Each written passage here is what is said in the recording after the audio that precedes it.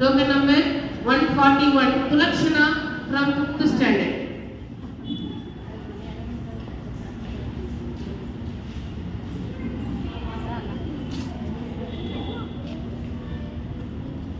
அனைவருக்கும் இனிய காலை வணக்கம். என் பெயர் துலக்ஷனா. 4ஆம் வகுப்பு படிக்கிறேன். இப்பொழுது நான் பாடும் தலைப்பு பெயர் உழவு பொங்கல்.